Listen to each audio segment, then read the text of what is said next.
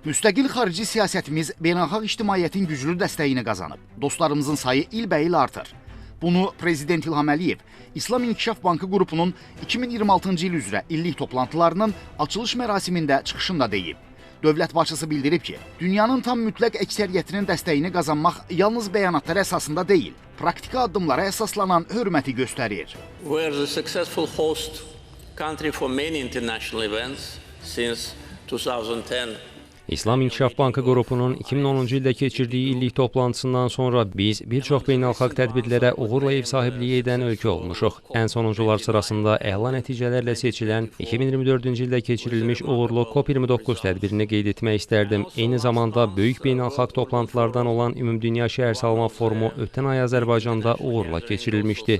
Bir çox digər tədbirlər də gözlənilir. Bir sözlə bu, fəaliyyətimizin şaxələndirilmiş gündəliyini bir daha göstərir. Azərbaycan Avrasiya ölkələri birləşdirən, xüsusən də enerji təchizat zəncirlərinin etibarlı olmadığı, o cümlədən enerji təhlükəsizliyinin hər bir ölkənin milli təhlükəsizliyinə çevrilən əsas amillərdən biri hesab edildiyi bir vaxtda, onlara lazımi enerjini təchiz edən il miqyaslı enerji infrastrukturu layihələrini irəli sürən, maliyyələşdirən və icra edən qlobal sahənin mühüm iştirakçısına çevrilib. Prezident bildirib ki, bugün Azərbaycanın xarici borcu ümumi daxili məhsulun yalnız 6%-ni təşkil edir. Odur ki, biz yenidən borc götürməyə başladıq.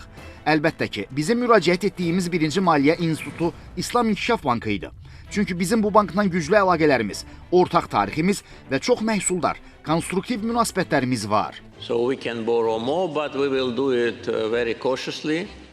Xarici borcun aşağı səviyyədə olması əlbəttə ki, böyük üstünlükdür. Biz daha çox borc götürə bilərik, lakin bunu çox ehtiyatlı edəcəyik. Buna baxmayaraq bizim xarici valyutada olan ehtiyatlarımız xarici borcumuzu demək olar ki, 20 dəfə üstələyir. Hesab edirəm ki, bu göstəriciyə görə Azərbaycan çox sabit maliyyə vəziyyəti, balanslaşdırılmış büdcəsi olan aparıcı ölkələrdən biridir və bu hal reytinqimizi investisiya reytinqinə qaldıran Moody's və Fitch kimi aparıcı reytinq agentlikləri tərəfindən dəyərləndirilir. Onların verdiyi proqnoz müsbət və sabitdir. Beləliklə, iqtisadi inkişafımızla bağlı hər hansı bir çətinlik görmürük və iri miqyaslı sosial proqramlarımız da buna uyğundur.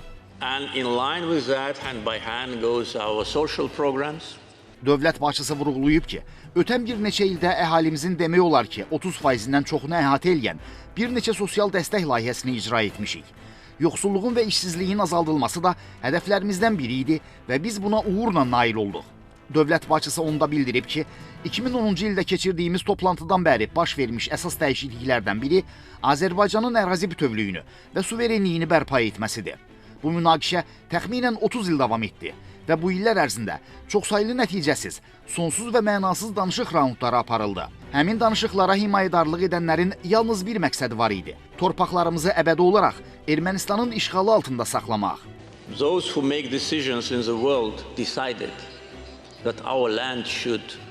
Beləliklə, dünya siyasətində qərar verən qüvvələrin torpaqlarımızın qeyri-qanuni şəkildə əbədi işğal altında qalmasına qərar verdiyini anladığımız zaman biz öz qərarımızı verdik və bütün planlarımızı dəyişdirdik. 2020-ci ildə torpaqlarımızın azad olunması uğrunda müharibə 44 gün davam etdi və Ermənistanın kapitulyasiyası ilə nəticələndi. Biz işğal altında olan ərazilərimizin böyük hissəsini azad etdik, lakin hamısını yox. Daha sonra 2023-cü ildə bu məsələyə tam və qəti nöqtə qoyduq. Bugün Azərbaycanın ərazi bütövlüyü və dövlət suverenliyi tam şəkildə bərpa olunub və bu, bütün dünya tərəfindən qəbul edilib. Bundan sonra isə biz Ermənistana sülh təklif etdik. İşğaldan və dağıntılardan əziyyət çəkmiş qalib ölkə, qalib xalq olaraq sülh təşəbbüsü ilə çıxış edən tərəf məhz biz olduq. Bugünsə artıq sülh reallığa çevrilib. Prezident qeyd edib ki, artıq təxminən bir ilə yaxındır ki, biz sülh şəraitində yaşayırıq və bunun müsbət nəticələrini görürük. Immediately after we liberated our territories, we started a large-scale reconstruction program. Ərazilərimizi azad etdikdən dərhal sonra geniş miqyaslı bərpa və yenidən qurma proqramına başladıq. Bugün artıq Qarabağda və Şərqi Zəngəzurda təxminən 90 min insan yaşayır, çalışır və təhsil alır. Müxtəlif infrastruktur və yaşayış layihələrinin həyata keçirilməsi üçün dövlət büdcəsindən 15 milyard ABŞ dollarından artıq vəsait ayrılıb. Bütün maliyyə mənbələri nəzərə nəzərə alındıqda isə azad edilmiş ərazilərə yönəldilən ümumi investisiyaların həcmi 17 milyard ABŞ dollarına yaxındır. Hazırda geniş miqyaslı infrastruktur layihələri həyata keçirilir. Bunlara su anbarları, su kanalları, elektrik stansiyaları, artıq istifadəyə verilmiş beynəlxalq hava limanları, tunellər və körpülər daxildir. Azad edilmiş ərazilərin yenidən qurulması istiqamətində bizim səylərimizi dəstəklədiyinə görə İslam İnkişaf Bankı qrupuna minnətdarıq. Our efforts in reconstruction of the liberated territories. Dövlət başçısı onda deyib ki, biz Azərbaycanı daha da güclü nəqliyyat logistika mərkəzinə çevirməyə davam etməliyik.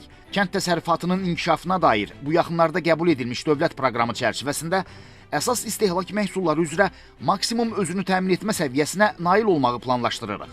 Suvarma sahəsinə gəldikdə, İslam İnkişaf Bankının su kanalları və su anbarlarının tikintisinə verdiyi dəstək sayəsində fermerlər su ehtiyatlarına daha geniş çıxış əldə edəcəklər və məhsuldarlıq əhəmiyyətli dərəcədə artacaq.